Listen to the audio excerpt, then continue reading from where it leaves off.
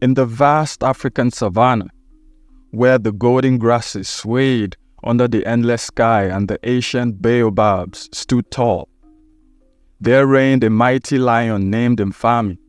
Mfami was not just any lion. He was the king of all animals, his roar shaking the earth and his golden mane shining like the sun. But underneath his strong exterior, Mfami was proud and often too quick to anger. In a peaceful grain grove, there lived a tortoise named Kijuvu. Kijuvu was small and slow, with a shell that carried the marks of his many years. Unlike Mfami, Kijuvu was known not for his strength, but for his clever mind and deep understanding of the world. Many animals came to him for advice, for he was wise and fair. One year, the dry season was harsh. The sun was fierce, and the rivers dried up. Water was scarce, and the animals were thirsty. Mfami declared that all animals must bring him a tribute or face his wrath. Fearful and desperate, the animals obeyed. Among them was Kijuvu, who wondered how to satisfy the lion without losing his dignity or his life. Kijuvu knew he couldn't match Mfami's strength, so he thought of a plan to use the lion's pride against him. On the day of the tribute, Kijuvu slowly made his way to Mfami's den, carrying a small, intricately carved gourd. The other animals watched, whispering their doubts and fears. Mfami lunged on a rock, his eyes narrowing as he saw the small tortoise approach. "Kijuvu," he growled, "what is this small offering you bring to your king?" Kijuvu bowed low, his voice calm and respectful. "Great Mfami, I bring you a gourd of magical water from the hidden spring of Ukuta. It is said that whoever drinks from it shall gain unmatched wisdom and strength." Intrigued, Mfami's curiosity got the better of him. He leaned forward, eyeing the gourd. "And where is this hidden spring?" Kijuvu's eyes twinkled. "It lies beyond the great cliffs of Nyoka, guarded by serpents and shadows. But do not worry, for I have brought enough water to bestow its blessings upon you." Eager to enhance his power, Mfami grabbed the gourd and drank deeply. A moment passed, then another, but nothing happened. Fury filled his eyes as he realized he had been tricked. "Kijuvu, you dare trick me?" he roared, unseating his claws. Kijuvu remained calm. "Great Mfami, wisdom and strength are not always immediate. The true test lies in patience and understanding." Before Mfami could react, a commotion arose.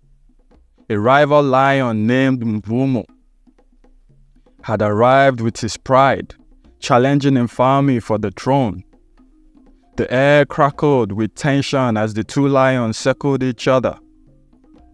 Kijuvu seized the moment, speaking loudly, "Mfami, remember the wisdom of the hidden spring. Use your strength with care, for the true power lies not just in might, but in strategy." Mfami paused, considering Kijuvu's counsel. Instead of charging blindly, he began to circle Mvumo with a calculated moves. Using the terrain to his advantage, the fight was fierce, but Mfami's new strategy gave him the upper hand. In a final decisive move, he forced Mvumo to submit and flee. The animals cheered. their fear turning to awe. Mfami, panting and victorious, turned to Kijuvu with his newfound respect.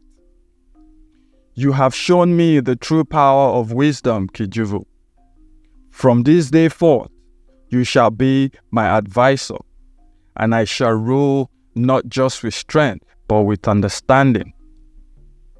Kijuvu bowed, a humble smile on his face. "Great Mfami, together we shall bring prosperity to the savannah." And so, the lion and the clever tortoise formed a partnership that brought peace and balance to the land. The savannah flourished under their combined rule, a testament to the power of wisdom and strength united. The savannah basked in newfound harmony. The animals, once wary of Mfami's anger, now felt secure. Kijuvu's counsel had transformed Mfami into a wise and benevolent ruler. But peace often stirs envy. Hidden in the shadows was Duma, a swift and cunning cheater. Duma dreamed of power, but knew he could not challenge Mfami's strength or Kijuvu's wisdom. Frustration gnawed at him. One evening, as the sun set and the shadows lengthened, Duma approached Nyoka, a snake known for her venomous gossip. "Nyoka," Duma whispered, "have you noticed how Mfami relies on Kijuvu? It's almost as if Kijuvu is the ruler." Nyoka's eyes glinted. "What are you suggesting, Duma?" "I'm merely observing," Duma replied with a sly smile. "What if Kijuvu's intentions are not pure as they seem? What if he seeks to control Mfami for his own gain?" Nyoka's hiss echoed in the dusk. "Interesting thought, Duma. Very interesting." The rumor spread like wildfire. Whispers of deceit and manipulation reached Mfami's ears. Gnawing at his peace, though he trusted Kijuvu, the constant murmurs began to seed doubt in his heart. One fateful night, under a full moon, Mfami summoned Kijuvu to his den. The air was thick with tension, the usual harmony replaced by uneasy silence. "Kijuvu," Mfami began, his voice heavy with doubt. "There are those who say you seek to control me. They claim you have ulterior motives." Kijuvu looked up at Mfami, seeing the conflict in his eyes. "Great Mfami, I have served you with honesty and loyalty. My only desire is the well-being of our savannah." Mfami sighed. "I want to believe you, Kijuvu. But the whispers, they grow louder each day." Before Kijuvu could respond, Duma stepped from the shadows, a sly smile on his face. "Mfami, I have a solution. Let Kijuvu prove his loyalty. Send him on a quest to find the legendary stone of truth. It is said that whoever returns with the stone is pure of heart and intentions." Mfami's eyes narrowed. "And where is this stone, Duma?" Duma's smile widened. "It lies in the heart of the dark forest of Nsiku, guarded by the spirits and perilous traps. Only the truly brave and honest can retrieve it." Kijuvu nodded, his resolve unwavering. "I shall go, Mfami. I will prove my loyalty to you and the savannah."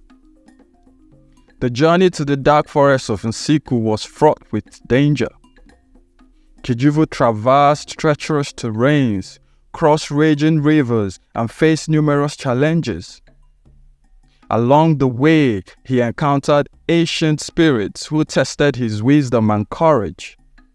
Each trial he overcame with humility and cunning, proving his worth time and again. Back in the savannah, Duma grew restless. He had expected Kijuvu to fail or perish. As the days turned into weeks, doubt crept into his mind. "Mfami," Duma said one evening, "perhaps Kijuvu has met his end. It is time to move forward without him." But Mfami, though plagued by doubt, still held a flicker of hope. "We shall wait a little longer, Duma. Kijuvu has never failed me before." One night, under the light of the full moon, Kijuvu returned. He was battered and weary, but in his hands he held a shimmering stone, glowing with an ethereal light. "Mfami," Kijuvu announced, his voice strong despite his exhaustion, "I have brought the stone of truth." The animals gathered, their eyes wide with wonder. Mfami took the stone, feeling its warmth and power. As he held it, the stone revealed the truth, dispelling the shadows of doubt that had clouded his mind. Mfami's eyes blazed with realization. Kijuvu speaks the truth. He has been loyal and wise. Duma, on the other hand, has sown discord and lies. Duma's face paled, and he tried to flee. But the animals surrounded him. Mfami's roar echoed through the savannah. "You, Duma, have betrayed us all. Leave this land and never return." With Duma banished, peace returned to the savannah. The bond between Mfami and Kijuvu grew stronger, built on trust and mutual respect. Under their leadership, the savannah thrived once more. The animals lived in harmony, guided by the wisdom of the clever tortoise and the strength of the mighty lion. And so, the legend of Mfami and Kijuvu, the lion and the clever tortoise, was passed down through generations, a timeless tale of courage, loyalty, and the triumph of wisdom over deceit.